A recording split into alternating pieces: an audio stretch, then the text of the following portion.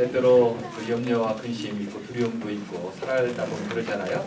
그런데 늘 우리 주님을 따라가는 삶은 추상적인 이론적인 삶이 아니고 우리 주님이 우리와 함께 하시고 우리의 가슴 속에 계시고 또한 He cares for you. 주님께서 우리를 돌보신다. 우리를 사랑하신다. 이제 그런 말씀. 모든 염려를 주님께 맡기라. 왜냐하면 주님께서 우리를 돌보시기 때문이다. 그렇게 말씀하고 있어요. 늘 우리가 언제 어디서나 기억해야 될 것은 주님이 나와 함께 하신다. 살아계신 주님이 나와 함께 하신다. 그 사실과 그 함께 하시는 주님께서 나를 돌보신다.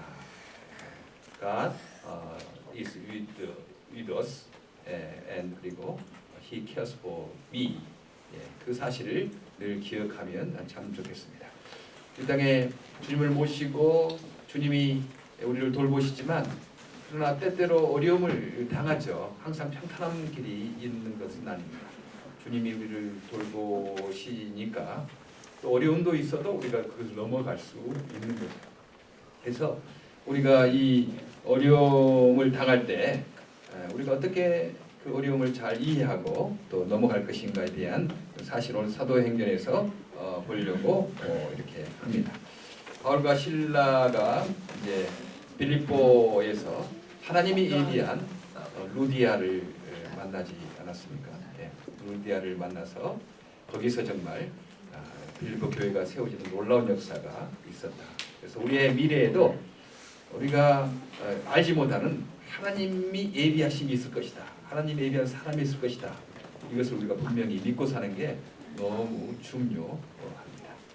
그리고 주의 일을 할 때 또 귀신 들린 자를 점치는 자를 쫓아냈더니 그 귀신 들린 종 때문에 돈을 벌었던 그 여주인들이 이 바울과 실라를 빌립보 감옥에 이렇게 넣을 수 있는 고소를 해가지고 빌립보 감옥에 이렇게 갇히게 됐어요. 그때 빌립보 감옥에서 바울과 실라는 기도하고 찬송했다. 이제 그렇게 말씀합니다. 우리는 어떤 상황에서든지 그 감옥에 빠져나오게 하려고 그런 기도 먼저 하기보다는 이 감옥에서도 하나님의 일을 이루게 해달라고 그런 것이 너무 중요하죠. 왜 그렇게 알 수 있냐면 갑자기 지진이 일어나고 그 쇠사슬이 풀리고 감옥문이 열리고 그래서도 이 바울과 실라는 나가려고 하지 않았어요. 이 간수가 죽으려고 자기를 하려고 하니까 아니다. 우리가 도망가지 않았다. 여기 있다. 그러면서 그 간수의 집에 세례를 베풀고 그 다음날 이제 그 상관들이 바울과 실라를 나가라 풀어주려고 했거든요. 그때 못 나가겠다 우리가 왜 로마 시민권을 가진 우리들을 이렇게 법정에 정식으로 재판도 받지 않고 우리를 감옥에 가두느냐 못 나간다. 당신들이 우리 데리고 나가야 된다.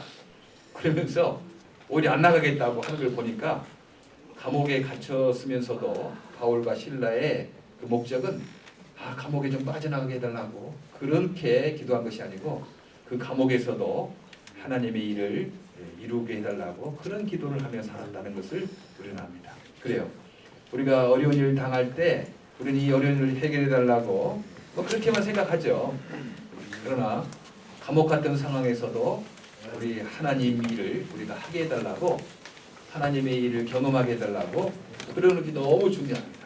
지금 이 장애 같은 상황도 그렇지 않겠어요? 그런 상황도 하나님 내가 장애로 살지만 여기에서 내가 하나님의 일을 하게 해달라고 하나님을 경험하게 해달라고 또 굉장히 손해를 보게 된 일이 있었어요. 그러나 거기에서도 하나님 왜 나에게 손해를 주었습니까? 하기보다는 거기에서 하나님의 일을 경험하게 해달라고 하나님의 일을 하게 해달라고 우리는 꼭 좋은 환경과 뭐 잘된 상황에서만 하나님의 일을 하는 것이 아니고 어려운 환경에서도 하나님의 일을 경험하고 하나님의 일이 진행되는 것을 볼 수 있다. 감옥에서도 바울은 하나님의 일을 경험했다는 것을 우리가 지난주 시간에 봤습니다.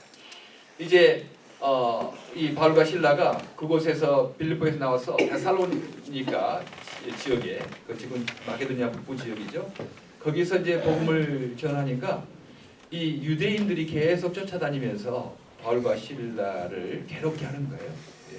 그래서 어쩔 수 없이 오늘 이제 밤에 다시 그 베레아 지방으로 바울과 실라가 가게 되는 것을 볼 수가 있습니다.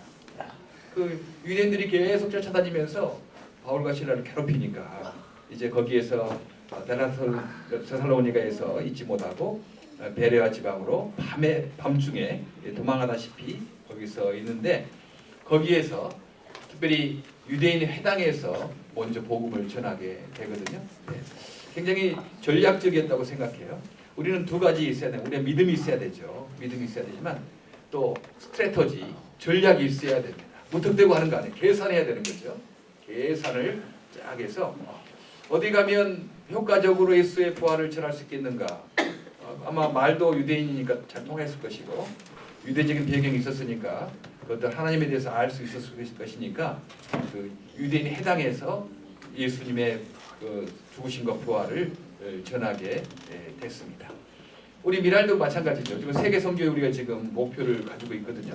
근데 무턱대고 전하는 건 아니고 먼저 우리 한인 크리스찬, 우리 말도 통하고 문화도 같고 우리 한인 크리스찬들, 한인 장애인들을 먼저 하는 거죠. 그런데 여기 끝나는 것 아니고 지금 우리가 그 하고 있는 방글라데시 장애인들도 우리가 여기서 지금 하고 있는 거고, 또 계속 그 오신돔이라는 중국 그 장애인들 위해서 하는 거고, 그렇게 맡아서 하는 것입니다. 전략적인 거죠. 무턱대고 하는 거 아니에요. 전략을 세워서 하는 것.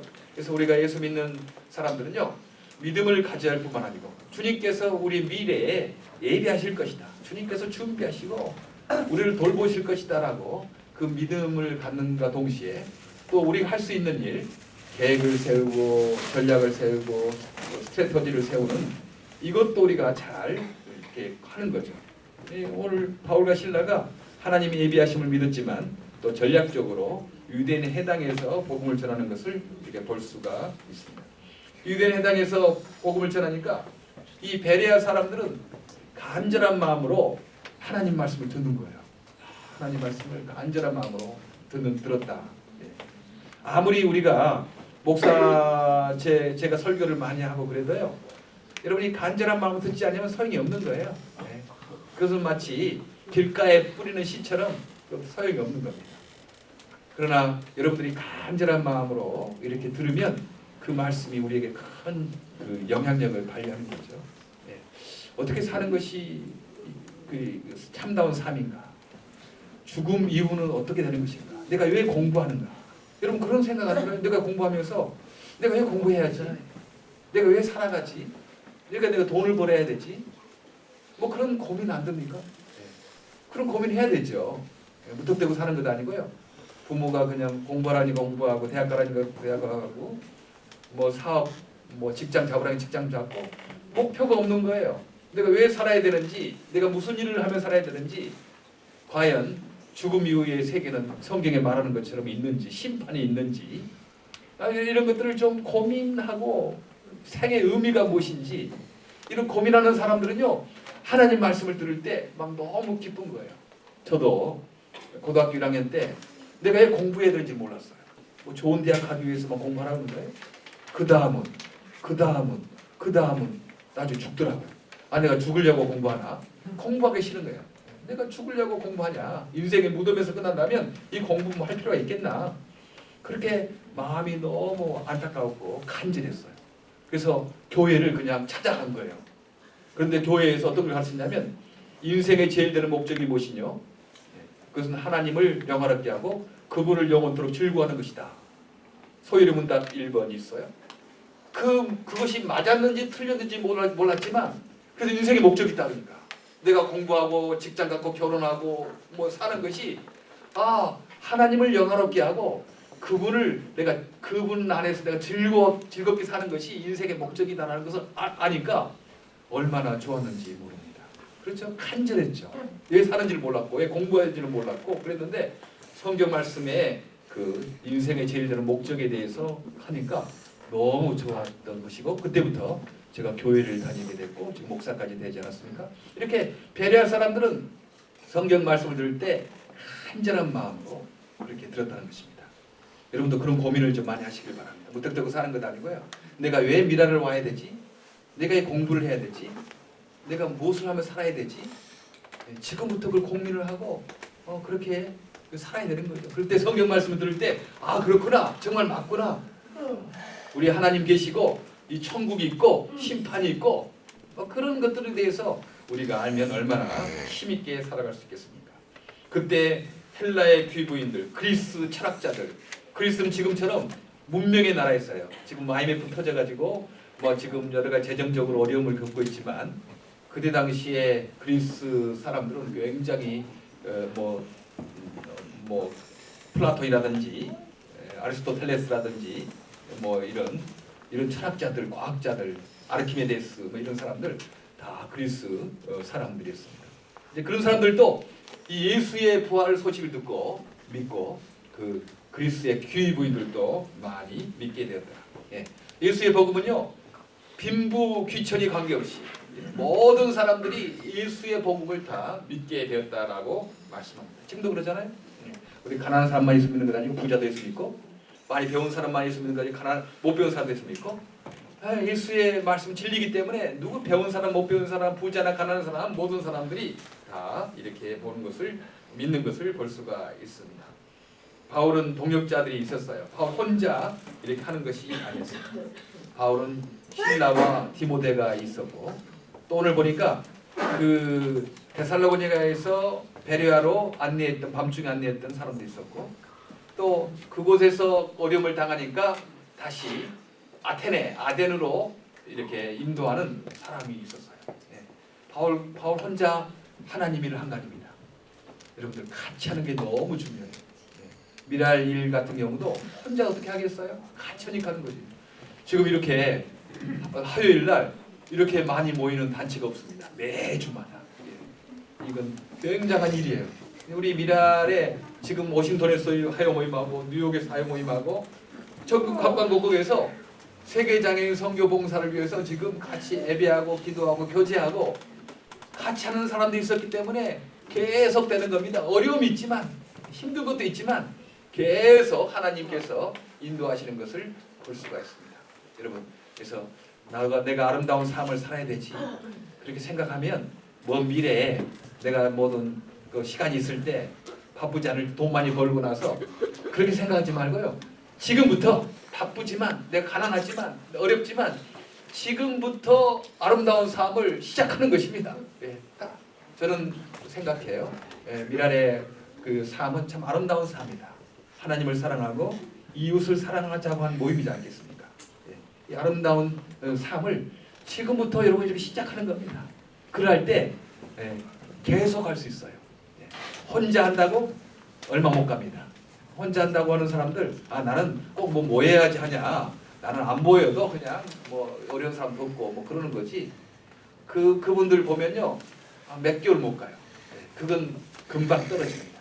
여러분, 정말 내가 이런 아름다운 삶을 계속하고 싶다면 함께 해야 됩니다. 함께 해야지 다시 힘을 얻고 다시 전진하고 그렇게 되는 것입니다. 바울도 혼자 하지 않았어요. 실라가 있었고 디모데가 있었고, 바울을 밤중에 이렇게 인도하는 사람, 아테네로 인도하는 사람, 이런 바울의 전도단이 있었던 것을 볼 수가 있습니다. 오늘 첫 번째 우리의 질문에, 우리가 주님이 함께 하시고 주님이 나를 돌보시지만 우리에게 평탄한 길만 있는 것이 아니고 우리에게는 어려운 일이 많이 있다. 오늘 바울도 그러지 않습니까? 아니, 빌립보 감옥에도 갇혔지. 그리고 또 나와서 데살로니가에서 전도하는데 그 유대인들이 계속 괴롭히고 그 시장에 깡패들을 데리고 와가지고 저 사람들은 지금 우리들이 이해하지도 못하고 받지도 못할 그런 이상한 도를 전한다고 그렇게 말하는 거예요. 그 야손의 집에 들어가서까지 저 야손이 저 바울과 실라를 이렇게 영접했다. 야손의 집에 가자. 야손의 집에 가보니까 그 바울과 실라는 없고 야손만 있어요. 그래서 야손을 붙잡아가지고 이제 고소를 하고, 바울과 실라를 도왔던 야손도 어려움을 당하게 되는 거고, 그런 어려움이 있어 이제 밤중에 피해서 베레아로 오니까 베레아까지 와가지고 유대인들이 계속 바울과 실라를 괴롭히는 거예요. 그래서 또 이들이 아테네로 가려고 또 도망 피해서 가는 거죠. 이런 어려움이 있다는 것입니다. 그런데 그 어려움이 오히려 주의 복음이 널리 퍼지는 계기가 된 거예요. 예. 그 데살로니가에서 어려움을 당하자 이제 어려움을 피하려고 그 베레아로 오지 않았습니까? 거기서 또 주의 복음이 전해지게 되는 거죠. 거기에 베레아에서 또 어려움을 당하게 되니까 아테네 그리스 수도 아테네로 가가지고 거기에서 또 복음을 전하게 되는 것입니다. 이 땅에 우리가 살아갈 때 주님 함께 하시고 우리를 돌보시지만 우리에게는 어려움이 있을 수 있다. 없다고 하는 건 거짓말이에요. 있어요. 다 있어요. 있는데 그 어려움을 당할 때 여기에서 하나님의 일이 또 어떻게 이루어지는가 우리 기대하고 우리가 그것을 붙잡고 살아가야 될 것입니다. 내가 주님 함께 하시고 주님 나를 돌보신다고 그러는데 나에게 왜 어려움이 있고 내 어려움이 풀리지 않는가 막 그렇게 낙심할 것이 아니고 그 일을 통해서 하나님이 또 어려움을 통해서 어떤 일이 이루시는가를 우리가 경험하는 놀라운 우리의 신앙의 삶이 되기를 간절히 바랍니다. 이번에 크리스토퍼 도플리가 그러지 않았어요? 나면서부터 시각장애가 됐고 자폐가 있는데 그 생부모는 믿음이 없었어요. 그래서 이 아이를 버린 거예요. 그런데 하나님을 믿는 그 도플리 고모가 그 아이가 버려진 거 알고 자기가 입양해서 키운 겁니다. 비록 눈이 아무것도 안 보이고 자폐가 있지만 하나님이 분명히 이 아이를 이렇게 뜻이 있어서 이렇게 태어나게 하시고 한 거다 생각해서 그 아이를 잘 키웠더니 보니까 도플리가 찬양을 잘하는 거예요. 그래서 도플리의 찬양을 잘할 수 있도록 이렇게 해서 지금 미국 방방곡곡에 다니면서 주의 살아계심을 증거하고 있는 거 아니겠습니까? 지금 이번 우리 땡스기빙도에도 게스트로 오게 되는데 그렇죠. 그런 시각장애인이어도 자폐가 있어서 뭐 다른 거 잘 못한다 하더라도 하나님께서 그를 사용하시는 것입니다. 어려움이 있는 거죠. 크리스찬을 살아가면서도. 그러나 그 가운데서도 하나님께서 일을 이루신다는 것을 우리는 많이 경험하게 되고 특별히 우리 장애인 형제단을 통해서 그 일을 많이 경험하게 됩니다. 어려움이 있지만 형제 자매들이 주님을 믿고 의지하고 당당하게 사는 것 자체가 많은 사람에게 위로가 되는 것 아니겠습니까? 오늘 바울과 실라 데살로니가에서도 어려움을 당했고 그 다음 베레아에서도 어려움을 당했고 또 그 어려움 때문에 아테네로 갔지만 그 일을 통해서 주님께서 주의 일을 이루신 것을 우리가 보게 되면서 우리도 어려움을 당하지만 그 어려움 때문에 주의 일을 이루시는 것을 경험하는 저녁 되기를 간절히 바랍니다. 기도하겠습니다. 하나님 감사합니다. 주님 우리와 함께 하시고 때때로 우리가 주님께서 우리를 돌보신다고 약속하셨지만 우리가 어려움을 당할 때 낙심하고 하나님이 우리를 정말 사랑하시는가 의심할 때가 있습니다. 바울도 주님을 사랑하고 주의 일을 했지만 이렇게 데살로니가에서 어려움을 당하고 또 베레아에서도 어려움을 당하고 쫓기고 외맞고 그런 삶을 살았습니다. 가는 곳곳마다 그러나 주님께서 주의 일을 이루신 것을 보게 됩니다. 우리가 어려움을 당할 때 낙심하지 아니하고 주님께서 함께 하시고 주님이 나를 돌보신다는 사실 잊지 말고 이 어려움을 통해서 주님의 살아계심을 경험하는 우리 모두가 되게 하여 주시옵소서. 감사하고 부활하신 예수님 이름으로 기도하옵나이다. 네.